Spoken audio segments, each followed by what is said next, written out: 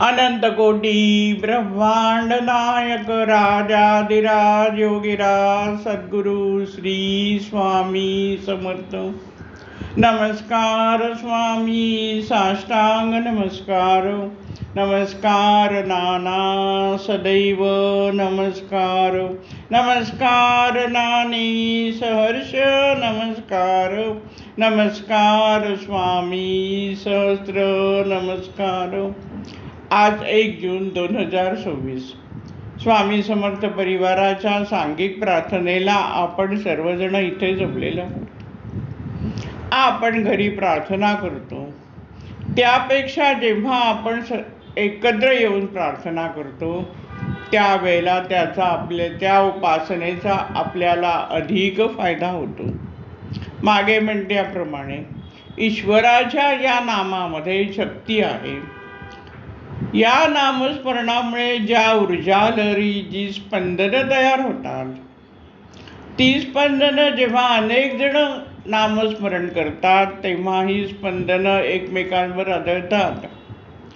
त्यातून नवीन प्रकारच्या ऊर्जा लहरी तयार होतात आणि या असंख्य विविध प्रकारच्या ज्या ऊर्जा लहरी आहेत त्या ऊर्जा लहरी आपण प्रार्थना करत असताना आपल्या शरीरात असलेल्या पेशींना जाऊन मिळतात, पेशींमध्ये परिवर्तन होतात, म्हणजेच पेशींमध्ये असलेलं आपलं जे कर्म आहे त्या कर्माची शुद्धी करतात। हळूहळू प्रोसेस होत राहते आणि म्हणून सांघिक उपासनेला खूप महत्त्व आहे आणि म्हणून नानांनी जागोजागी सांघिक प्रार्थना सुरू केल्या। आपण इथे प्रार्थनेसाठी आलेलो आहोत। मन धावे वेगे भेटड्या समर्था, पंचारती तुझ श्री स्वामी समर्था, अशी आमची अवस्था आहे, भाव अवस्था आहे।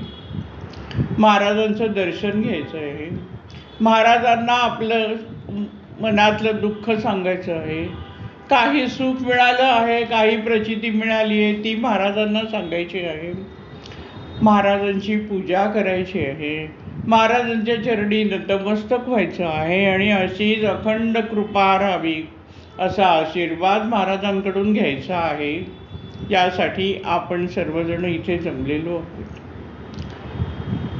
परमेश्वर हा नेहमीच आपण केलेल्या प्रार्थनेला प्रत्युत्तर देत असतो, परंतु गंमत अशी आहे की आम्हाला ते समजतच नाही आणि आम्हाला असं वाटायला लागतं की आम्ही एवढी उपासना करतोय तर महाराजांपर्यंत ती उपासना जाते की नाही।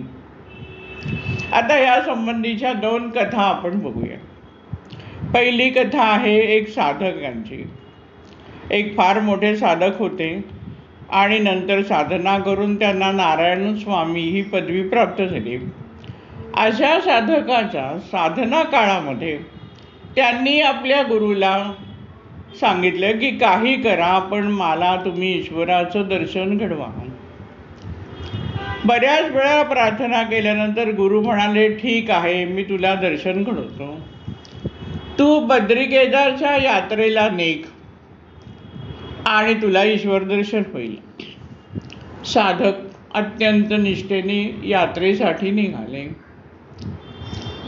पुढे बर्फाळ प्रदेश आला, जवळपास कुठेही लोकवस्ती नाही आणि या साधकाची तब्येत बिघडली, रक्ती आव झाली, जवळ खायला काही नाही, लोकवस्ती नाही म्हणजे कोणी काही देईल असंही नाही। आता काय करणार, हताश झाले आणि म्हणून विश्रांतीसाठी बसले।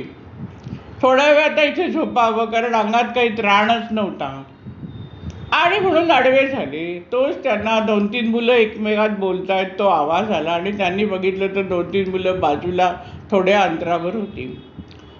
थोड्या वेळाने ही मुलं आली, त्यांनी चौकशी केली साधकांकडे, तुम्हाला काय झालंय? साधकांनी सांगितलं की असं असं आहे, मी बद्री केदारला जातोय पण वाटेत माझी तब्येत बिघडली आहे, मला रक्ती आव झाली आहे, मला काही खाता येत नाही आहे। ती मुलं म्हणाली बरं आहे आणि तिकडनं ती मुलं गेली आणि नंतर 10 मिनिटांनी ती मुलं दही भात घेऊन आली। या साधकाला त्या मुलांनी दही भात दिला दही भात खाल्ला. नाही म्हटलं तरी या साधकाला खूप बरं वाटलं आणि म्हणून त्यांनी परत चालायला सुरुवात केली.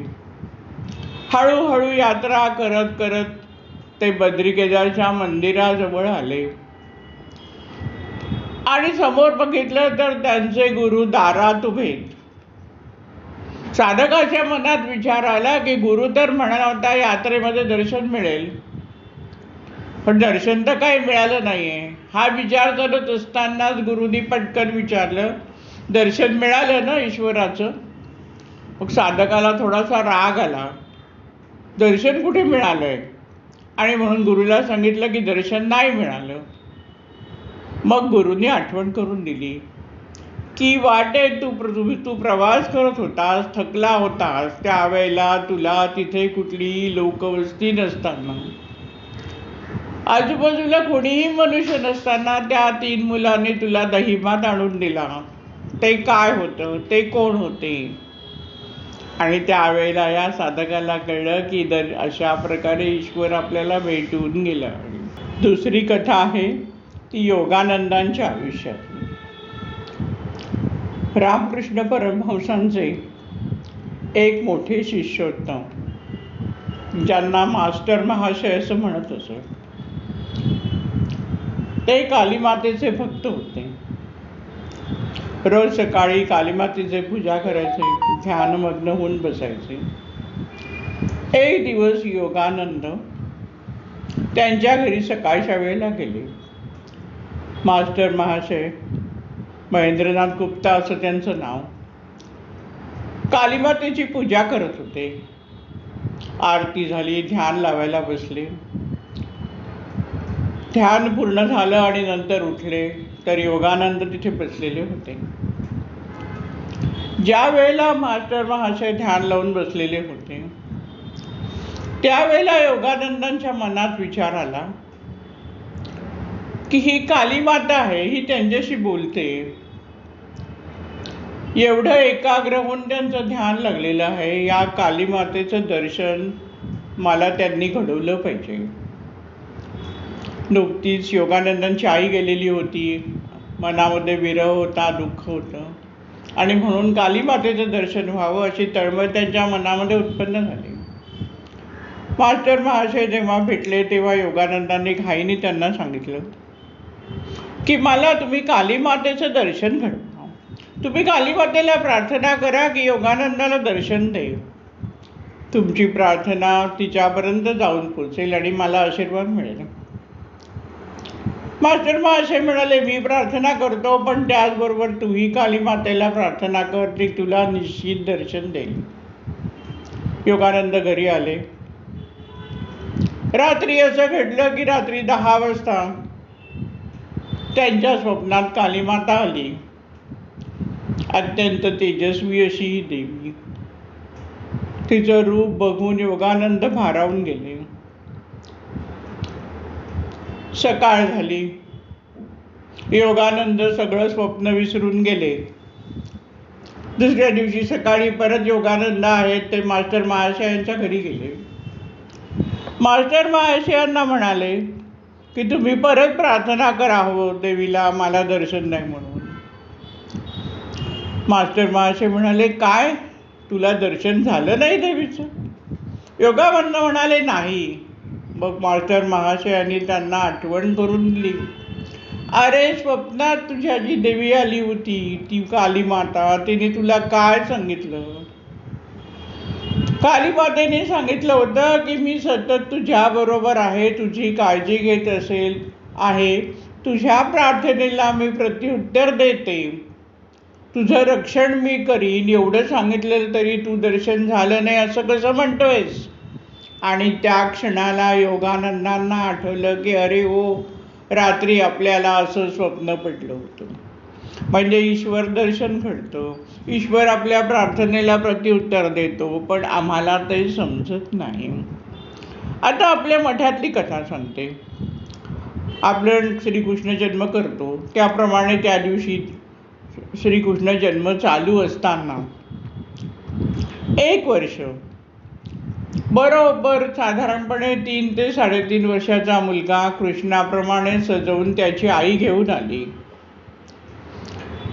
इकडे कृष्णजन्म नुकताच संपायला आलेला आहे आणि हे बालक तिथे धावत आलं. अत्यंत आनंदी, अत्यंत प्रसन्न असं ते बालक होतं.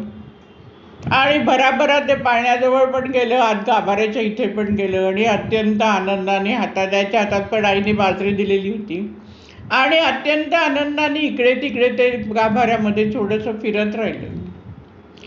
आता कृष्ण जन्म होतोय, सगळ्याजणी तिथे आहे, पाळणा म्हटला जातोय, संपायची वेळ आली आणि त्याच वेळा हे बालक तिथे आलं. म्हणजे काय म्हणायचं, हे दाखवून दिलंय परमेश्वराने की तुम्ही जे काय करताय तिथे मी आहे, म्हणजेच तुमच्या प्रार्थनेला मी प्रत्युत्तर देतो, हे परमेश्वराने. 1 वर्ष असं झालं की अशाच प्रमाणे कृष्णजन्मचा सोहळा सुरू झालेला आहे. पाळणा सुरू आहे आणि शाशाबाईला दोघं नवरा बायको आपल्या छोट्याशा 2 वर्षाच्या मुलीला घेऊन मठात शिरले. बरोबर त्याच वेळेला ती मुलगी देखील धावत त्या पाळण्याजवळ इकडे तिकडे करत राहिली.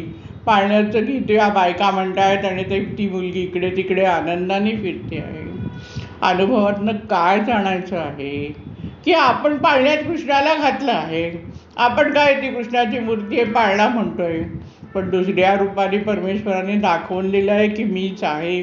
तुम्ही जे करता आहे त्याला मी प्रत्युत्तर देतोय. तुमची प्रत्येक प्रार्थना, तुमची प्रत्येक विनवणी, तुमची प्रत्येक इच्छा, तुमची प्रत्येक अपेक्षा ह्याच्याकडे माझं लक्ष आहे, असे परमेश्वर आपल्याला सांगत असतो. हा जसा कृष्णजन्माचा अनुभव, तसंच दहीकाल्याच्या दिवशी, दुसऱ्या दिवशी दहीकाला होऊन गेला. अर्थात सगळा मोठा कार्यक्रम झाला. सांख्यिक सत्यनारायण पूजा असा कार्यक्रम आपण दरवर्षी करतो. 100 ते 125 लोक सत्यनारायणाच्या पूजेला बसतात. प्रत्येकाला पूजा करता येते. अर्थात त्यामुळे सगळा कार्यक्रम आदल्या दिवशी झालेला होता. तोचा थोडासा पसारा पडलेला होता. मठात घातलेलं जे कार्पेट आहे त्याच्यावर थोडी फुलं पानं असं पडलेली होती. सकाळी आता हा नेहमीचा साफसफाई करणारा आपला जो माळी आहे हिरामण, तो येईल आणि सगळं करेल. पण असं झालं की त्या दिवशी तो आला नाही. आणि मग मठामध्ये दुसऱ्या 2-3 बायका आल्या. त्या लोणावळ्यात त्यांचं माहेर होतं आणि त्या 2-3 दिवस सुट्टी जोडून आले म्हणून माहेरी आल्या होत्या. आदल्या दिवशी त्या येऊन गेल्या होत्या. दुसऱ्या दिवशी त्या सकाळी आल्या. मी सकाळी भेटेन असं त्यांना सेवकांनी सांगितलं होतं, म्हणून मला भेटण्यासाठी त्या येऊन बसल्या मठामध्ये. त्यांनी बघितलं की तिथे खूप कचरा पडला आहे आणि म्हणून त्यांनी लागलीच केरसुणी मागून घेतल्या. 2-3 केरसुण्या मागून घेतल्या आणि मठाचं जे कार्पेट होतं, जिथे फुलं पानं पडलेली होती, तो सगळा परिसर त्यांनी स्वच्छ केलं. मी मठात पाऊल टाकलं तर या 2-3 बायका कार्पेट सारताना मला दिसल्या. म्हणून मी सहजपणे सेवकांना विचारलं की या कोण आहेत, कुठून आल्या आहेत, काय आल्या आहेत. सेवकांनी सगळी माहिती दिली. त्या महिला भेटून गेल्या. आता या अनुभवातून काय जाणायचं आहे की साक्षात परमेश्वर सगळं करून देतो आहे. आपण आदल्या दिवशी मोठा पूजेचा कार्यक्रम केला आहे. दुसऱ्या दिवशी या बायका कुठून कशा आल्या आणि त्या साफ करून गेल्या. म्हणजेच परमेश्वर आपण जी काय साधना करतो आहे, आता आपण जी काय इथे प्रार्थना स्वामींना करत आहोत, ती स्वामींपर्यंत पोचते या विश्वासाने करायची आहे. सद्गुरू असाच आपली काळजी घेत असतो. सद्गुरूलाही सतत असंच वाटत असतो की हा जो आपला शिष्य आहे त्या शिष्याच्या आयुष्यात कुठचंही संकट येऊ नये आणि म्हणून सद्गुरू पण नेहमी दक्ष असतो. आणि त्याचप्रमाणे सद्गुरू जसा ईश्वर आपल्याला भेटण्यासाठी उत्सुक असतो, तसा सद्गुरू देखील आपल्या असलेल्या शिष्यांना भेटण्यासाठी उत्सुक असतो, तळमळ असते, वाट बघत असतो. म्हणूनच रामदास स्वामी म्हणतात, सदा सर्वदा प्रीती रामी धरावी, सुखाची सवय सांडी जीवी करावी.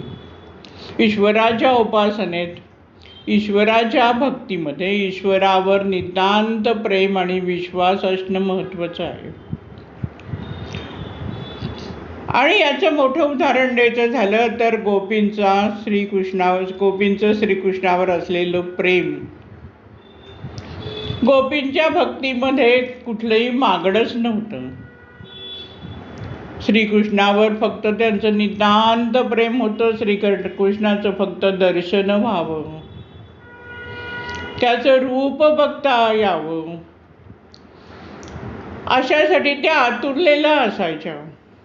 कृष्णाकडून काही पाहिजे अशी मागणी त्यांच्या भक्तीमध्ये नव्हती.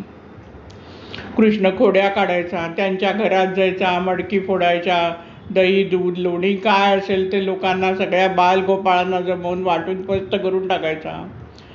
या मथुरेला जायला निघाला तरी त्यांच्या डोक्यावर असलेली लोण्याची वगैरे मडकी असेल ती तो फोडत असेल. अशा प्रकारे अनेक खड्ड्या आणि खोड्या करणारा हा बाळ कृष्ण सर्वांना फार आवडायचा. त्याच्या मुखकमलाकडे बघत राहावं असं गोपींना वाटायचं. मनात कायम कृष्णाचं ध्यान असायचं. घरातल्या पतीचा विरोध, घरातल्या सासू सासऱ्यांचा विरोध कशाची त्यांनी पर्वा केली नाही. कृष्णाला भेटण्यासाठी धावायच्या. त्याने काही त्रास दिला तर सर्व गोपी ठरवून जायच्या की आता यशोदेला जाऊन सांगायचंय की श्रीकृष्ण असा असा त्रास देतोय. प्रत्यक्षात जाण्याचा हेतू असाच असायचा की त्या निमित्ताने यशोदाकडे जाता येईल आणि त्या श्रीकृष्णाचं आपल्याला त्या बालकाचं दर्शन घेता येईल अशासाठी त्या तिथे यायच्या. यशोदेला गोष्टी सांगता सांगता श्रीकृष्णाचं दर्शन घेण्यातच त्या मग्न असायच्या. तक्रारीमध्ये सुद्धा त्यांचं कौतुकच ओसंडलेलं असायचं. असं हे निर्वाज प्रेम की ज्याच्यामध्ये काही मागणी नाही, ही गोपींनी जे प्रेम केलं ते लक्षात घ्यायचं. आता तुम्हाला माहिती आहे की उद्धव हा भक्त होता श्रीकृष्णाचा.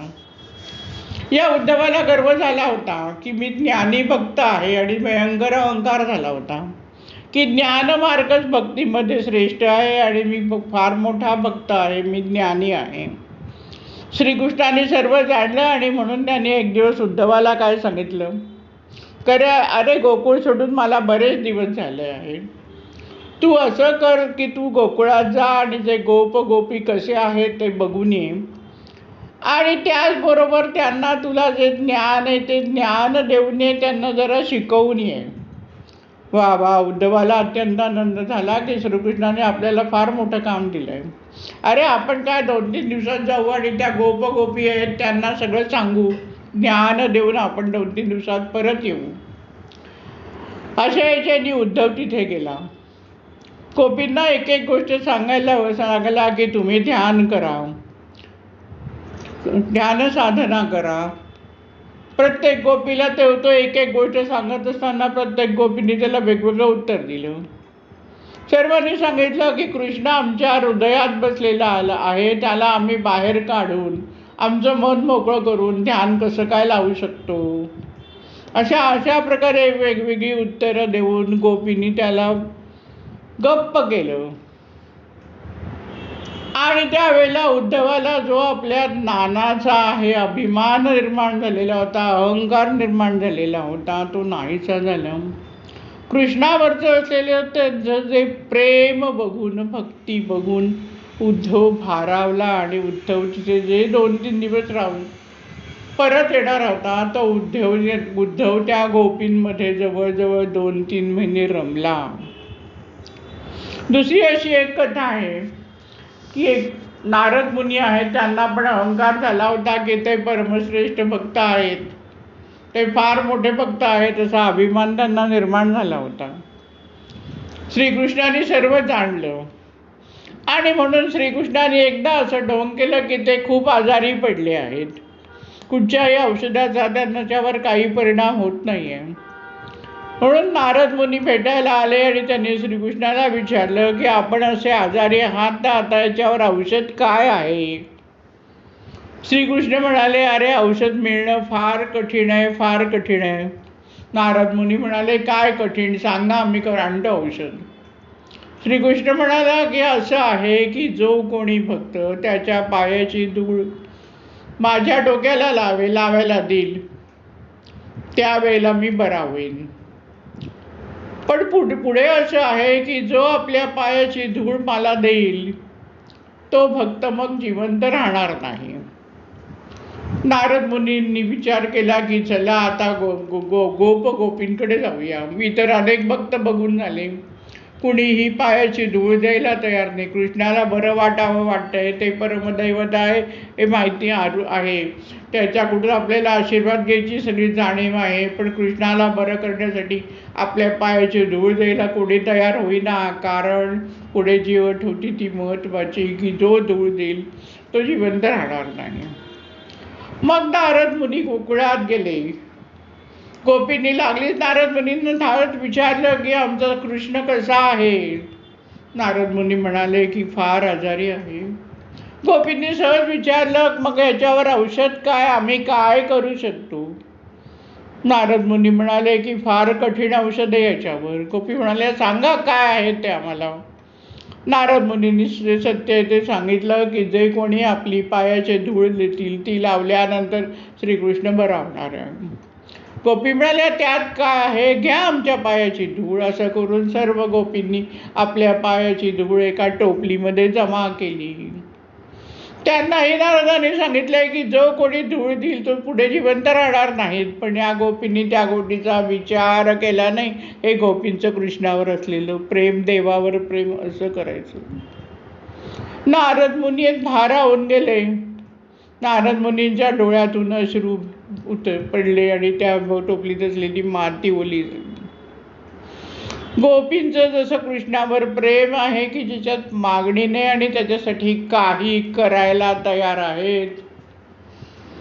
मरण आलं तरी भीती नाहीये, पण आमचा कृष्ण बरा झाला पाहिजे, आमचा जो सखा आहे तो बरा झाला पाहिजे, हे अंतःकरणातलं जे भाव आहेत ते फार महत्वाचे आहेत. आता एवढी मोठी झेप आपल्याला घेता येणार नाही, पण गुरुसाठी आपण कशा प्रकारे वागलं पाहिजे हे या कथेतून आपण जाणायचं. सद्गुरू सतत आपली काळजी घेत असतो. कधी वाणी, कधी स्पर्श, कधी दृष्टी आणि कधी आशीर्वाद. यातून सद्गुरू आपल्याला दुःखमुक्त करतो आणि आपला उद्धार करतो. स्वामी चरित्रातल्या अनेक कथा या आपल्याला दाखवून देतात. पहिली कथा बघूया. ती मोरोपंत बापट यांची. सर्वांना माहिती आहे. जकात नाक्यावर काम करत होते. अक्कलकोट आणि गाणगापूर यांच्यामध्ये असलेल्या जकात नाक्यावर मोरोपंत काम करायचे. अर्थात जे यात्रेकरू होते त्यांना देखील विश्रांतीसाठी, प्रवासात विश्रांतीसाठी ते स्थान योग्य होतं आणि म्हणून मोरोपंत बापटांच्या घरी त्यांची सोय होत असे. परंतु यात्रेकरूंची काय गैरसोय होते याच्याकडे मोरोपंत बापट यांचं लक्ष नसायचं. जकात नाक्यावर मिळणाऱ्या पैशाचा लोभ त्यांना होत गेला आणि त्यांचं लक्ष जास्तीत जास्त जकात नाक्यावर काम करण्याकडे असायचं. ज्या वेळेला मोरोपंत बापट महाराजांना भेटायला आले आणि ते नमस्कार करत असताना महाराज म्हणाले, अरे येणाऱ्या यात्रेकरूंची अशी हेळसांड होते, त्याच्याकडे लक्ष दे. कारण हे सगळं भक्त स्वामी समर्थांना भेटायला येत होते, गाणगापूरला जात होते. त्यांची सेवा ही हे खरं पुण्यकर्म. नुसते पैसे कमवण्यामध्ये काय अर्थ आहे याची जाणीव महाराजांनी त्यांना करून दिली. महाराजांचे शब्द, महाराजांची वाणी या मोरोपंतांच्या कानावर पडल्याबरोबर मोरोपंत जागृत झाले. आपण कसे चुकीच्या मार्गाने जात होतो ही जाणीव महाराजांच्या शब्दातून त्यांना झाली आणि मग त्यांचा जो व्यवसाय होता त्याच्यात त्यांनी बदल केला. जास्तीत जास्त यात्रेकरूंची व्यवस्थित सोय होण्याकडे ते लक्ष देऊ लागले. म्हणजे त्यांच्या हातून जे पापाचरण घडत होतं त्यापासून महाराजांनी त्यांना बाहेर काढलं आणि पुण्य मार्गाला लावलं. 2 शब्द फक्त सांगितले आणि त्यातून मोरोपंत बापट यांचा उद्धार केला. गुरुच्या वाणीमध्ये असलेलं सामर्थ्य लक्षात घ्या. कधी स्पर्शातून. अलवणी बुवांची कथा सर्वांना माहिती आहे. जगन्नाथाच्या मंदिरात दर्शनासाठी थांबलेले असताना शरीरातला सगळा त्राण गेलेला आहे, अत्यंत निराश झाले आहेत आणि महाराज तिथे गेले आणि महाराजांनी त्यांना आपल्या पायाचा अंगठा लावला. स्पर्श केला आणि अलवडी बुवांच्या शरीरामध्ये नवचैतन्य निर्माण झालं आणि महाराजांनी त्यांना भक्ती मार्गाचा प्रसार करण्यास सांगितलं आणि त्यांचा उद्धार अशा प्रकारे केवळ स्पर्शातून महाराजांनी केलेला आहे. आपल्याला आळंदीचे नृसिंह सरस्वती यांची कथा माहितीच आहे. अत्यंत सिद्धीच्या मागे लागलेले आणि सिद्धीचा दुरुपयोग म्हणजे केवळ प्रसिद्धीसाठी सिद्धीच्या मागे लागले होते. अमाप लोकप्रियता मिळवण्याच्या मागे ते लागलेले होते. आपण काय करतोय त्यांना भान नव्हतं. खरं ते वेद संपन्न होते, पण तरी देखील बुद्धी फिरली होती आणि हातून सिद्धीचा उपयोग करून लोकप्रियता मिळवण्याच्या मागे ते लागले होते. महाराजांकडे एकदा आलेले असताना महाराजांनी त्यांना सांगून बघितलं की तू सिद्धी सोड, पण माणसाला प्रसिद्धी सोडवत नाही. आज तर आपण जगात बघतच असतो की प्रसिद्धीसाठी आणि पैशासाठी लोक काय काय करतील. प्रसिद्धी सोडवत नव्हती. आणि परत ज्या वेळेला नृसिंह सरस्वती, आळंदीचे नृसिंह सरस्वती महाराजांच्या दर्शनाला आले, तेव्हा महाराजांना लक्षात आलं की केवळ सांगून फरक पडत नाही आहे. आणि म्हणून महाराजांनी आपली दृष्टी त्यांचं जे आज्ञाचक्र होतं त्या आज्ञाचक्रावर टाकली. आज्ञाचक्राचं भेदन महाराजांनी केलं आणि त्या क्षणी नृसिंह सरस्वती, आळंदीचे नृसिंह सरस्वती जागृत झाले, बुद्धी शुद्ध झाली आणि सिद्धी सोडण्यास तयार झाले आणि सिद्धी सोडली. अशा प्रकारे त्यांच्या जीवनाचा महाराजांनी उद्धार केला केवळ आपल्या दृष्टीच्या सामर्थ्याने. आता गणेश मुळेकरांसारखे साधे व्यक्ती फार मोठी साधके असं पण नाही. अशा व्यक्तीचा भाव जो महाराजांच्या विषयी होता तो अत्यंत आदरयुक्त होता. नोकरी मिळत नव्हती, अक्षर चांगलं नाही म्हणून लागलेली नोकरी गेली, अशा प्रकारचे हे गणेश मुळेकर. कोणीतरी सांगितलं की स्वामी समर्थांकडे जा म्हणजे नोकरी मिळेल म्हणून अक्कलकोटला महाराजांच्या दर्शनासाठी आलेले. महाराजांचं ते दिव्य रूप लांबूनच बघितल्यानंतर त्यांना असं वाटलं की यांच्याकडे काय मागायचं, नोकरी अशी क्षुल्लक गोष्ट मागायची असं त्यांना वाटलं. फार महत्त्वाची गोष्ट लक्षात घ्या, आम्ही महाराजांकडे काय काय मागत राहतो. महाराज काय देऊ शकतात हे आम्ही जाणतच नाही आणि म्हणून आम्ही छोट्या छोट्या मागण्या करत राहतो. गणेश मुळेकरांना मात्र जाणवलं की महाराजांकडे जाऊन आपण नोकरी नाही मागायची आहे. एवढ्या मोठ्या या तेजपुंज व्यक्तीकडे ही क्षुद्र याचना काय करायची, पण नोकरी तर हवी आहे. महाराजांकडे मागण्याचं धैर्य नव्हतं म्हणून सेवकांजवळ बोलता बोलता म्हणाले की जरा महाराजांना प्रार्थना करा, तुम्ही लोक करा, तुम्ही कायम महाराजांच्या जवळ असता. सेवकांनी त्यांचा प्रश्न महाराजांना सांगितला. महाराजांनी सांगितलं की लाख मोलाची नोकरी लागली आणि खरोखरच त्याप्रमाणे गणेश मुळेकर यांना चांगली नोकरी मिळाली. आता महाराजांचा असा आशीर्वाद गणेश मुळेकरांना मिळाला आहे. महाराजांना त्यांनी फक्त नमस्कार केला आहे, काही मागितलं नाही आहे, पण तरी त्यांना आशीर्वाद मिळाला. ही गोष्ट लक्षात घ्या. या कथेमध्ये एक चमत्कार म्हणून सोडून देऊ नका. त्यांच्या अंतःकरणात जी भावना होती, जो आदरभाव होता, जे प्रेम होतं आणि आपली मागणी किती क्षुद्र आहे याची त्यांना पूर्ण जाणीव होती. आणि महाराजांकडून याच्यापेक्षा फार मोठी गोष्टी मिळू शकतात ही जाणीव त्यांच्या हृदयामध्ये होती. आणि महाराजांनी हे सगळं जाणलं आणि म्हणून त्यांना आशीर्वाद मिळाले. आपण कितीही दूर असलं तरी सद्गुरू आपल्याला संकटातून वाचवतो. महाराजांच्या चरित्रात एक कथा आहे, तुम्हाला सर्वांना ती माहिती आहे. लक्ष्मण कोळी यांची. ठाण्यातच राहणारे होते, स्वामींचे नितांत भक्त होते. त्यांचंच नाव पुढे आनंद भारती झालेलं आहे. खलाशी होते आणि एक दिवस त्यांचं जे जहाज होतं ते वादळात अडकलं आणि जहाज बुडणार अशा प्रकारची परिस्थिती निर्माण झाली असताना या लक्ष्मण कोळींनी अंतःकरणापासून महाराजांचा धावा केला. अंतःकरणात भाव होता की महाराज मला यातून निश्चित वाचवतील. महाराजांचा धावा केला आणि पुढे सांगितलं, नुसती कृपा घ्यायची नाही, पुढे काय सांगितलं हे महत्त्वाचं आहे. पुढे म्हणाला, जर मी याच्यातून वाचलो तर माझं आयुष्य तुमच्या कार्यासाठी देईन. आम्ही फक्त मागतो, आम्ही काय करणार काही सांगत नाही. आपला जर उद्धार करून घ्यायचा असला तर ही कथा नीट ऐका. ज्यांच्यावर महाराजांची कृपा झालेली आहे त्या कथांचा नीट अभ्यास करा की त्यांनी महाराजांना काय देऊ म्हणून सांगितलं. महाराज या इकडे बसलेले आहेत अक्कलकोटला, सगळ्या लोकांच्या आपल्या बरोबर आहेत, काही त्यांची भक्त मंडळी पण जमलेली आहेत. आणि अशा वेळेला बोलता बोलता महाराजांनी उजवा हात वरती गेला आणि त्याच्यातून खारट पाणी पडलं. कोणालाच कळलं नाही की काय. पण इकडे असं घडलेलं होतं की लक्ष्मण कोळींनी अंतःकरणापासून प्रार्थना केलेली इकडे महाराजांना पोचली आणि महाराजांनी जहाज उचललंय आणि म्हणून ते हातातून पाणी पडलं. जहाज तरलं. सगळे प्रवासी त्यांच्याबरोबर होते ते सगळे प्रवासी वाचले. सत्संगाचा हा फायदा असतो, म्हणून सत्संग ठेवायचा असतो. नेहमी चांगल्या लोकांच्याच बरोबर उठबस करायची असते, त्यांच्याबरोबरच चर्चा करायची असते. सत्संग होता. सगळे वाचले. लक्ष्मण कोळी आले आणि लक्ष्मण कोळींनी अक्कलकोटला धाव घेतली. महाराजांना भेटले. महाराजांनी लागलीच भगवी वस्त्र त्यांच्या अंगावर फेकली आणि पुढे यांनी स्वामी भक्तीची ध्वजा उंचावत नेली. आता स्वामी अक्कलकोटमध्ये होते. बोट समुद्रामध्ये आहे, मुंबईच्या किनाऱ्यावर.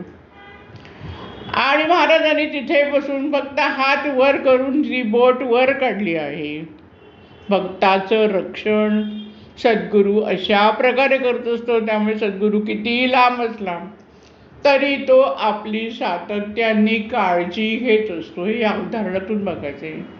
श्रीपाद भटांच्या संबंधी पण तशीच कथा आहे. स्वामींनीच त्यांना मुद्दावर काशीच्या ब्राह्मणांकडे पाठवलं वेद म्हणायला. त्यांच्याबरोबर वेद म्हणून सांगितलं. आता ते काशीचे कर्मठ ब्राह्मण, त्यांचे वेदांचे उच्चार अत्यंत शुद्ध स्पष्ट. त्यांच्याबरोबर वेद पठण करायचं श्रीपाद भटाला खूप कठीण वाटायला लागलं. ते म्हणायला लागल्याबरोबर त्यांच्या चुका बाकीचे सगळे ब्राह्मण काढू लागले आणि त्यांना त्रास देऊ लागले, नावं ठेवू लागले. श्रीपाद भट डळमळीत झाले. लक्षात नाही आलं की आपल्याला महाराजांनी हे काम दिलंय म्हणजे महाराज आपल्याकडून करून घेणार, त्यांची शक्ती आपल्याबरोबर आहे याचं भान श्रीपाद भटांना राहिलं नाही. अत्यंत घाबरून त्यांनी विचार केला की नाही आता आपण इथे थांबायचं नाही, आपण परत निघून जायचंय. आणि म्हणून मंदिरातून उठले आणि बाहेर पडत होते. तोच काय समोर स्वामी समर्थ उभे आणि म्हणाले, जा काय घाबरतोस, बस परत जाऊन बस आणि वेद म्हणायला सुरुवात कर. महाराजांची आज्ञा होती. श्रीपाद भट जाऊन बसले. आता जाताना स्वामींच्या शब्दातून त्यांना जी शक्ती मिळाली त्यामुळे अत्यंत विश्वासाने जाऊन बसले. महाराजांचा कृपा आशीर्वाद मिळाला आणि ते जेव्हा वेद म्हणू लागले त्यावेळेला त्यांचे उच्चार इतके स्पष्ट आणि सुंदर होऊ लागले की सगळे ब्राह्मण त्यांच्याकडे बघत राहिले आणि ते सगळेजण श्रीपाद भटाला शरण गेले. त्यांचा फार मोठा सन्मान केला. सद्गुरू भक्ताला अशा प्रकारे जागृतही करतो, त्याच्यामध्ये शक्ती घालतो आणि त्याच्याकडून महान कार्य करून घेतो असा हा सद्गुरू. आणि म्हणून अनन्यभावाने सदैव आपण सद्गुरूला शरण असलं पाहिजे. आपली कर्मशुद्धी व्हावी व त्या योगे आपल्या जीवनातील अडचणी दूर होऊन जीवन सुखी व्हावे यासाठी आपण ईश्वराचे सहाय्य घेणं आवश्यक आहे. आणि त्यासंबंधी नामदेवांची जी गवळण आहे, रात्र काळी घागर काळी यमुना जळी हो काळी ओमा, याच्यामध्ये शेवटी त्यांनी काय म्हटलं आहे, एकलीच पाण्याला नवजाय साजणी सवे पाठवा मूर्ती सावळी वो माय. एकटं कुठे जाऊ नको. अंधकार आहे, या जीवनामध्ये अंधकार आहे, आजूबाजूला अंधकार आहे. एकटी आहेस तर कोणाचं सहाय्य घे, ईश्वराचं सहाय्य घे. म्हणून सवे पाठवा मूर्ती सावळी वो मा असं नामदेवांनी म्हटलेलं आहे. आता एकनाथांची दुसरी गवळण आहे, त्याच्यामध्ये पण एकनाथांनी काय म्हटलं आहे, कशी जाऊ मी वृंदावना मुरली वाजवी ग काना. काय करू बाई कुणाला सांगू, नामाची सांगड आणा. म्हणजे ईश्वराचं नाव घ्या म्हणजेच ईश्वराला जवळ करा, ईश्वराला शरण जा, ईश्वराची भक्ती करा. त्या संबंधीच्या काही कथा आपण बघूया. वैद्य नावाचे एक फार मोठे साधक होते. गुरुकडे नेहमी जात असे. आपल्या वाढदिवसाला तर न चुकता ते गुरुच्या दर्शनासाठी जात असत. त्यांच्या गुरुनी समाधी घेतल्यानंतर देखील ते गुरुच्या दर्शनाला जात असत. पुढे असं घडलं की गुरुची असलेली मुलं मोठी झाली आणि मग नाही म्हटलं तरी जी जिथे समाधी होती त्या ठिकाणी दरवाजा दुपारच्या वेळेला बंद राहू लागला, कारण मुलं दोघंही जण मुलगा असून नोकरीला जात असत. आणि म्हणून त्या दिवशी वैद्य यांचा वाढदिवस असताना त्यांच्या मनात आलं की आत्ता दुपारी गेलो तर आपल्याला काय भेट होणार नाही, जागा मोकळी नसेल, समाधीचं काय दर्शन घेता येणार नाही. आणि म्हणून ते गेले नाही. आणि त्यांचं पण वय जास्त झालं होतं म्हणून संध्याकाळच्या वेळेला ते दर्शनाला जाऊ शकत नव्हते. आणि म्हणून ते गेले नाही. घरापासून बरेच लांब ठिकाण होते. 2-4 दिवस गेले आणि एक दिवस ते जवळच्या असलेल्या एका दुकानामध्ये भाजी घेण्यासाठी गेले होते. त्यावेळेला त्यांना तिथे त्यांचा गुरुबंधू भेटला आणि म्हणाला, अरे आपले गुरु आहेत ना, ते माझ्या स्वप्नात आले होते. आणि म्हणाले, अरे वैद्यला सांगायचं की तू नुसतं समाधीस्थानावर जरी आला असतास ना तरी मी तुला भेटलो असतो आणि मी तुझी वाट बघत होतो. आता या कथेतनं काय जाणायचं की गुरु आपल्या भक्ताची वाट बघत असतो. आता पोतनीस नावाचे एक गृहस्थ होते. गोंदवलेकर महाराजांचे निस्सीम भक्त. वर्षातून एक वेळा न चुकता वर्ष ते गोंदवलेला जाऊन येत असत. पुढे पुढे ते राजकारणात पडले. राजकारणात पडल्यानंतर त्यांना वेळ कमी मिळायला लागला आणि म्हणून त्यांचं गोंदवलेला जाणं 2 वर्ष झालं नाही. एक दिवस असं झालं की हे पोतनीस कुठेतरी बाहेर गेले होते. त्यांची पत्नी एकटी घरामध्ये होती. दुपारची वेळ होती, 12:30-1चा वेळ होता. तोच त्यांच्या जिन्यावरून चढून एक गृहस्थ आले आणि त्यांनी यांच्या पत्नीजवळ पोतनीसांची चौकशी केली. त्या म्हणाल्या की ते बाहेर गेलेत, पण आता एवढ्यात येतील असं नाही. आपला काय निरोप सांगू, कोण आलं होतं म्हणून सांगू. आलेल्या गृहस्थांनी सांगितलं की रामदास येऊन गेला म्हणून सांगा. पोतनीस घरी आल्यावर बायकोने सांगितलं, अहो तुमच्याकडे भेटायला आले होते, त्याचं नाव विचारलं तर रामदासी असं सांगितलं. त्या क्षणाला पोतनीसांना जाणीव झाली की अरे मी महाराजांच्या दर्शनाला गेलो नाही आहे आणि म्हणून महाराजांनी मला आठवण करून दिली आहे. लागलीच गोंदवलेला गेले, दर्शन घेतलं.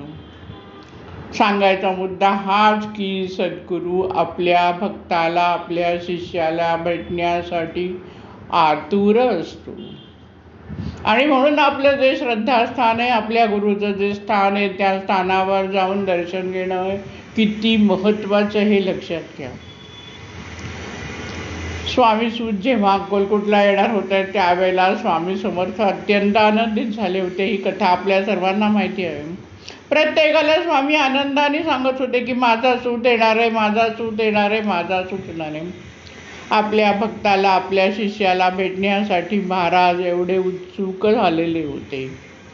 माझ्या आयुष्यातला एक अनुभव मी मागे तुम्हाला सांगितलाच आहे की स्वामी भवनात वाट बघतात. थोडक्यात परत सांगते, विसरायला झालं असेल म्हणून. दर रविवारी आणि बँक हॉलिडेला मी स्वामी भवनामध्ये जाते. अनेक लोक तिथे भेटायला येतात. काही जणांच्या समस्या असतात, त्या भेटतात. दिवस या गोष्टीत सगळ्यांनी जातो. कितीही पाऊस पडू दे, काही होऊ दे, कधीही 15 ते 20 वर्ष या कार्यक्रमामध्ये कधी खंड पडला नव्हता, कधी अडचणही आली नव्हती. पण एक रविवार असा झाला की खूप पाऊस पडत होता.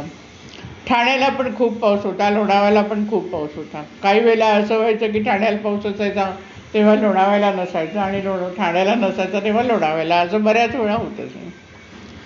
त्यावेळेला दोन्हीकडे पाऊस होता, म्हणून आम्ही जरी तयारी केली तरी आमच्या दोघांच्या मनात असा विचार आला की आज न गेलेलं बरं.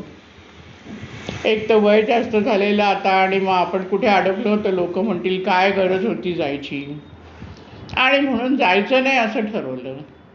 आणि मी माझ्या यजमानांना पटकन काय म्हटलं की हो, आज नाहीतरी कोणी भेटायला येणारच नाही, आज कोणी प्रश्न विचारायला येणार नाही, म्हणजे तसं काही आज काही काम नाही आहे. आणि आम्ही घरी थांबलो. अर्ध्या दिवसांनी सेवकांना फोन केला की आम्ही दोघं येणार नाही आहे. सेवक फोनवर म्हणाले की अहो, इथून कोकणातून एक बाई आलेली आहे, तुम्ही अपॉइंटमेंट दिली आहे, त्या कालपासून पुण्यात आल्या आहेत, आज सकाळी सकाळी एवढा पाऊस आहे तरी त्या पुण्याहून इथे आल्या आहेत, मठात बसल्या आहेत, त्यांचं महत्त्वाचं काम आहे, त्यांची मुलगी आहे त्यांच्याबरोबर. मला लागलीच आठवलं की आता आपल्याला जायलाच पाहिजे, आणि म्हणून तयारी झालेलीच होती. आम्ही निघालो. स्वामी भवनात मी आले आणि स्वामींचं दर्शन घेण्यासाठी स्वामींच्या समोर उभी राहिले. तोच शब्द ऐकायला आले, पण मी इथे वाट बघत असतो ना. आणि भानावर आले. मी एवढ्या वर्ष येते आणि मी काय म्हटलं यांना की आज काय काम नाही, कोण प्रश्न विचारायला येणार नाही, पण माझ्या मनात हा नाही विचार आला की आज महाराजांचं दर्शन नाही होणार आहे. आणि म्हणून महाराज आपली आठवण करून दिली की मी इथे वाट बघतो. म्हणजे तुम्ही येता, दर्शन घेता, त्यावेळेला महाराज तुमच्या मनामधले असलेले विचार जाणतात, ते उत्सुक असतात तुमच्या भेटीला. हे या स्वामींच्या या शब्दातून जाणवलं की नुसतं दर्शन घेतो आणि प्रार्थना करतोय असं नाही, तर साक्षात तिथे स्वामी आपल्याशी संवाद साधत असतात, आपल्याला जागृत करायचा प्रयत्न करत असतात, आपल्याला आशीर्वाद देत असतात, आपली कर्मशुद्धी करत असतात, पण आमच्या लक्षात येत नाही. आणि म्हणून एकच जाणायचं आहे की सद्गुरू आपली वाट बघत असतो, आणि म्हणून त्याचं जे स्थान आहे त्या स्थानावर जेव्हा जेव्हा वेळ मिळेल तेव्हा तेव्हा दर्शन घेऊन डोकं टेकून येणं अत्यंत महत्त्वाचं आहे. आयुष्यात असलेले प्रश्न सुटायचे असले तर गुरुचरणी अधिक नतमस्तक होऊन गुरुचरणी प्रार्थना करण्यासाठी गुरुच्या स्थानावर जाणं जीवनामधली आवश्यक गोष्ट आहे. गुरुवर आपला विश्वासही असला पाहिजे, अढळ विश्वास असला पाहिजे. त्या संबंधीची एक कथा बघूया. एक पुराणिक होते, भागवत कथा सांगत होते. राजवाड्यामध्ये 7 दिवसांचा सप्ताह होता. राजवाड्याच्या दरबारामध्ये बाहेर अंगणात फार मोठी गर्दी झालेली होती. अतिशय गुणगुण आणि अंतःकरणापासून कथा सांगितली जात होती. त्या दिवशी यशोदा आपल्या बालकाला कृष्णाला कशा प्रकारे स्नान घालते आहे, दागिने घालते, अशा संबंधीची कथा होती. त्याच वेळेला एक चोर राजवाड्यामध्ये चोरी करण्यासाठी शिरला. पण एवढी गर्दी होती की त्याला मार्ग काढणं कठीण होतं, आणि म्हणून तो तिकडेच थांबून राहिला. आता बसल्यानंतर त्याच्या कानावर काही शब्द पडत होते जे हे पुराणिक सांगत होते. पुराणिक वर्णन करत होते की यशोदा माता या बालकाला स्नान करण्याची तयारी करत असताना त्या बालकाला धरून नेणं, पकडून नेणं तिला किती कठीण जात होतं. हे अवखळ असं बालक आहे, ते सगळीकडे धावत होतं आणि त्याला पकडता पकडता यशोदा माता दमली. दोघंही हसतायत. मिश्किलपणे कृष्ण तिच्याकडे बघून हसतोय आणि यशोदा मातेला देखील आनंद वाटतोय त्याच्या मागे धावण्यामध्ये. अखेर या बालकाने कृष्णाला या यशोदेनी पकडलं आणि स्नानासाठी नेलं. स्नानापूर्वी त्याच्या अंगावर सुगंधित तेल वगैरे लावून छानपैकी मॉलिश केलं. पुराणिक बुवा कथा सांगतायत, कथा रंगते. त्याच्यानंतर त्याला पाण्याने स्नान घालायला सुरुवात केली. अवखळ असलेलं हे बालक परत परत यशोदा मातेचा हात सोडून बाहेर धावतंय. यशोदा माता त्याच्या मागे धावते, पण चिडली नाही, आनंदाने हसत त्याला परत घेऊन येते. स्नान झालं आहे, त्याला नीट पुसलं आहे आणि त्याला सुगंधी उटी लावली आहे. त्याचे केस छानपैकी विंचरले. आणि नंतर त्याला छानपैकी यशोदा माता वस्त्र नेसवते आहे. बालकाचा खट्याळपणा, श्रीकृष्णाचा खट्याळपणा चालूच आहे. पण सर्वत्र आनंद आहे. यशोदा माता देखील आनंदाने आणि कौतुकाने या बालकृष्णाला सजवत आहे. नंतर यशोदेने एक एक अलंकार घालायला सुरुवात केली आहे या बालकाला. अनेक विविध प्रकारचे अत्यंत मौल्यवान रत्न असलेले हे अनेक हार या बालकृष्णाच्या गळ्यात यशोदा माता अतिशय तन्मयतेने घालते. नंतर त्याच्या मुकुटामध्ये तिने बोरपीस खोवलं, हातामध्ये बासरी दिली आणि या सजवलेल्या बाळकृष्णाला, बालकाला यशोदा माताने बलरामाबरोबर आणि गोपींबरोबर जंगलामध्ये पाठवून दिलं. आता ही कथा चाललेली आहे. एक एक वर्णन झालंय की कसं वस्त्र नेसवलं आहे, कसे दागिने घातले आहे, घातले जात आहे. हा चोर हे नकळत सगळं ऐकतोय. चोराच्या मनात विचार आला, जर एवढे मौल्यवान रत्न तिथे आहेत, हे बालक जिथे आहे तिथेच जावं, हा कृष्ण जिथे आहे तिथेच आपण जावं आणि त्याला जंगलात नाहीतरी ती यशोदा माता पाठवतेच आहे, तर ते दागिने बालकाकडनं घेऊन येणं सोपं आहे. इथे राजवाड्यात जाऊन चोरी कशाला करायची. आणि म्हणून सगळी कथा होईपर्यंत थांबला. आणि सगळी कथा झाल्यानंतर हे कथेकरी बुवा, पुराणिक बुवा जेव्हा उठणार आहेत वासनावरून, त्यावेळेला बाकीची लोक आपली घरी जायला निघाली आहेत. त्यावेळेला हा चोर पुराणिकांच्या समोर उभा राहिला आणि हातात सुरा आहे. आणि त्यांनी विचारलं की हे बालक कुठे राहतं. पुराणिक बुवा घाबरले. अरे हे बालक तर आता नाहीये, किती वर्षापूर्वी होऊन गेलं आहे. पण चोराला सत्य कसं सांगणार, कारण चोराच्या हातीमध्ये सुरा आहे. घाबरलेले हे पुराणिक बुवा म्हणाले की वनामध्ये आहे हे बालक. चोर म्हणाला, ठीक आहे, कसं जायचंय, काय जायचं, असं पुराणिक बुवांना, कथेकरी बुवांना सगळं विचारलं आणि चोराने निश्चय केला की तिथे जायचं. ते बालक आपल्याला भेटणार आहे हा विश्वास त्या चोराच्या मनामध्ये होता. कथेकरी बुवांनी आपली वेळ मारून दिली होती की त्याला पाठवून दिलं होतं तिकडे, आता तो पुढचं ते बघेल, आता तर आपली सुटका झाली. हा विश्वासाने तिकडे गेला, वृंदावन शोधून काढलं. रात्रीच्या वेळेला झाडावर जाऊन बसला की सकाळ झाल्यानंतर ते बालक आहे, त्याची माता त्याला अलंकार घालून पाठवणार आहे. कथेकरी बुवांनी सांगितलं होतं की सूर्योदयाच्या वेळेला जेव्हा कृष्णाला यशोदा पाठवते त्यावेळेला गायींच्या गळ्यातल्या घंटा वाजतायत आणि बासरीचे सूर झाले. तशाच प्रकारचे दृश्य यांना अनुभवाला, या चोराला अनुभवाला मिळालं. बासरीचे सूर ऐकायला आले, गाई गुरांच्या गळ्यात असलेल्या घंटांचा आवाज त्यांना ऐकायला आलं. अतिशय हा चोर अत्यंत उत्सुक झाला आहे, पाहतोय झाडावर चढून उंचावरून. आणि तेवढ्यात त्याला श्रीकृष्ण आणि बलराम दोघंही दिसले. अनंत अलंकार घेतलेल्या या बालकाचं दर्शन या चोराला झालंय.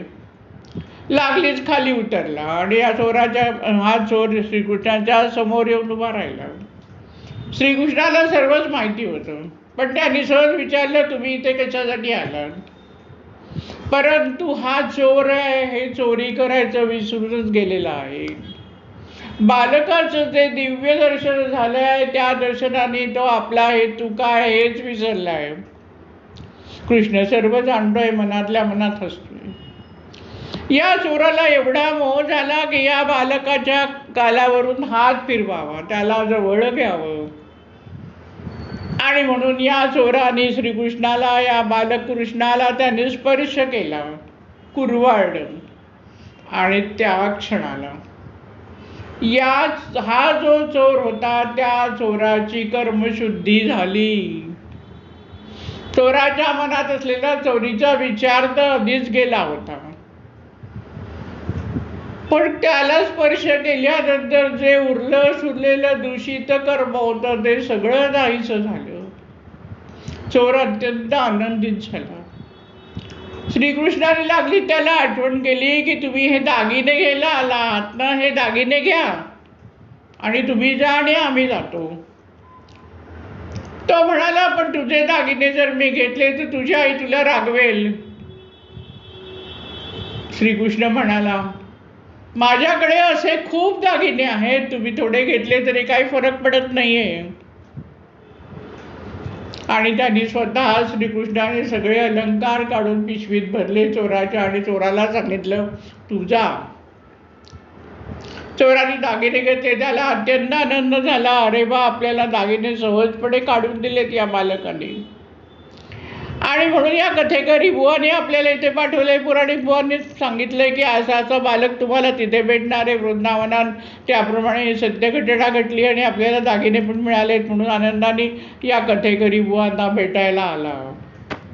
त्याला पाहिल्याबरोबर कथेकरी बुवा घाबरले. अरे बापरे, आता याला कृष्ण काय मिळाला नाहीये, आता हा आपल्याला मारणार, अशा प्रकारची भीती त्यांच्या मनात उत्पन्न झाली. तोच या चोराने सांगितलं की मी तुमचा अत्यंत आभारी आहे. कथेकरी बुवा सावध झाले. काय म्हणतोय हा चोर? तो म्हणाला की हो, मला तुम्ही सांगितलं त्याप्रमाणे ते बालक दिसलं, त्याचा भाव दिसला, हे दागिने मिळाले आणि म्हणून मी तुमचे अत्यंत आभार मानायला आलेलो. मग या कथेकरी बुवांना काही चैन पडलं नाही. ते म्हणाले की चल, मला तू दाखव. आणि त्याला घेऊन परत ते गोकुळात आले. दोघंही जण आले. नेहमी आधीच्या प्रमाणे चोर झाडावर चढून बसला. परत सूर्योदयाच्या वेळेला तसंच घडलं. बासरीचे सूर आले. गाई गुरांच्या गळ्यातल्या घंटा वाजू लागल्या आणि थोड्या वेळाने बलराम आणि कृष्ण येत असताना या चोराने बघितलं. खाली उतरला आणि त्याने लागलीच्या कथेकरी बुवाने सांगितलं की बघा, श्रीकृष्ण येतोय, ते बालक येतंय, त्या बालकाच्या गळ्यात असलेले अलंकार बघा. कथेकरी बुवा म्हणतात की मला काही दिसत नाही. ते सांगतायत, होय बघा, मला दिसताय, ते समोर आहे. पण कथेकरी बुवांना काही दिसत नाही. कथेकरी बुवांना खूप दुःख होतं. कृष्णाला ते अंतःकरणापासून विनंती करतात की तुम्ही या चोराला दर्शन देताय आणि मला का दिसत नाहीये. त्यावेळेला श्रीकृष्णाने उत्तर दिलं की तुम्ही त्याला सांगितलं ते बालक तिथे आहे, त्याच्यावर त्यांनी विश्वास ठेवला आणि मी नक्की भेटणार या भक्ती, या ह्याच्यावर विश्वासाने ते इथपर्यंत हा चोर आला. त्याने जो दाखवलेला विश्वास आहे तो खूप महत्वाचा आहे. तुम्ही फक्त कथा सांगतात, पण तुमचा विश्वास नाही की मी आजही वृंदावनात किंवा आजही कोणाला भेटू शकतो आणि त्या भक्ताची इच्छा पूर्ण करू शकता, हा तुमचा विश्वास नाही. तुम्ही फक्त कथा सांगता. कथेकरी जागृत झाला. अनन्यभावाने श्रीकृष्णाला शरण गेला आणि श्रीकृष्णाला त्यांनी विनंती केली की मला दर्शन दे. माझ्याकडून फार मोठी चूक झालेली आहे. आणि श्रीकृष्ण शेवटी भगवंत हा कृपाळू आहे, कथेकरी बुवांना दर्शन दिलं. आता या कथेत विश्वासाचं महत्त्व दाखवलं. याला खात्री होती चोराला की आपल्याला हे दर्शन होणार, ते बालक आपल्याला भेटणार, ते हार आहेत आणि ते आपल्याला मिळणार, ते आपण चोरून घेणार. आता ईश्वराचं दर्शन झालं. ईश्वराने त्याच्यामध्ये बदल घडवला, त्याला शुद्ध करून घेतलं, कारण तो विश्वासाने भेटीला आला होता आणि म्हणून भक्तीमध्ये विश्वास महत्त्वाचा आहे. आता तुम्हाला नामदेवांच्या चरित्रातली कथा माहितीच आहे. नामदेवांच्या वडिलांनी एक दिवस नामदेवाला सांगितलं की जाऊन विठ्ठलाला नैवेद्य दाखवून ये, जेवायला घालून ये विठ्ठलाला. पित्याची आज्ञा होती. नामदेव निघाला. रोज वडील जायचे विठ्ठलाला जेवायला घालायला. नामदेव निघाला. आता विठ्ठलाने जेवलं पाहिजे, विठ्ठलाला नैवेद्य दाखवलाय, पण विठ्ठल कुठे जेवतोय. नामदेवाला रडू यायला लागलं की अरे, हा विठ्ठल रोज वडिलांनी जेवण वाढलेलं जेवण प्रसाद ग्रहण करतो आणि मी दाखवत असलेला प्रसाद विठ्ठल घेत नाही. आता मी वडिलांना काय सांगू. रडायला यायला. बालक आहे 8-9 वर्षाचं. विठ्ठलाला परत परत प्रार्थना करतोय. त्याला विश्वास आहे की विठ्ठल प्रसाद ग्रहण करणार आणि अखेर विठ्ठलाने तो प्रसाद ग्रहण केला, अशी कथा आहे. विश्वास हा भक्तीमध्ये तेवढाच महत्त्वाचा गोष्ट आहे. आणि म्हणून प्रेम, ईश्वरावर प्रेम. ईश्वराकडून काही मागायची गरजच नाही आहे. तो कृपावंत आहे, तो देत राहणार. फक्त सदा सर्वदा प्रीती रामी धरावी. प्रत्येक याच्यामध्ये ईश्वरावर, परमेश्वरावर नितांत प्रेम करा. प्रेमा गोपींसारखं प्रेमासाठी प्रेम करा. मी आता ही जी कथा सांगितली त्याच्यामध्ये त्या चोराने जो विश्वास दाखवला, त्या संबंधीची तशाच प्रकारची घटना एका व्यक्तीच्या आयुष्यात घडलेली मी तुम्हाला सांगते. बोलता बोलता आठवलंय म्हणून सांगते. दादांचं सुंदराबाई हॉलमध्ये प्रवचन होतं आणि त्याच वेळेला तिथून एक व्यक्ती जात होती. 2-3 मित्र होते. फोर्ट एरियामध्ये राहणारे होते. अर्थात त्यांचा व्यवसाय काय होता तर जुगार खेळणं, मटका खेळणं, अशा वृत्तीची ही तिघं माणसं जण होती. तिथून ते जात असताना नानांच्या प्रवचनातले काही शब्द त्या तिघांमधल्या एका व्यक्तींनी ऐकले. त्याच्या कानावर ते शब्द पडले आणि त्याला काय वाटलं काय माहीत नाही. तो हॉलमध्ये येऊन बसला नानांचं प्रवचन ऐकायला. नंतर नानांना भेटला. सगळी कथा स्वतःची सांगितली की मी असा व्यवसाय करतो. नानांनी त्याला समजून घेतलं. त्याला सांगितलं की हा व्यवसाय तू सोड. त्याने ते सगळं ऐकलं. तो नानांचे शब्द जे कानावर पडले ते ऐकून त्याच्या मनातले असलेले विचार परिवर्तन झाले आणि तो सन्मार्गाला लागला. आणि 1 वर्ष परिवाराच्या प्रत्येक कार्यक्रमाला ही व्यक्ती, ते दोघंही जण उपस्थित राहत. आता वयापर्यंत येणं त्यांना जमत नाही. अजूनही ती व्यक्ती आहे. आणि ही सत्य घटना तुम्हाला मी सांगते आहे की सद्गुरूच्या मुखातून आलेलं वचन देखील, त्याच्या शब्दात देखील एवढी शक्ती आहे की ते तुमचं जीवन पूर्ण बदलून आनंदी करू शकतात. आणि म्हणून सदा सर्वदा प्रीती रामी धरावी. सदैव ईश्वराच्या विषयी असलेलं प्रेम जागृत ठेवा. आम्हाला वस्तूंचं प्रेम वाटतं, पैशाचं प्रेम वाटतं, प्रसिद्धीचं प्रेम वाटतं.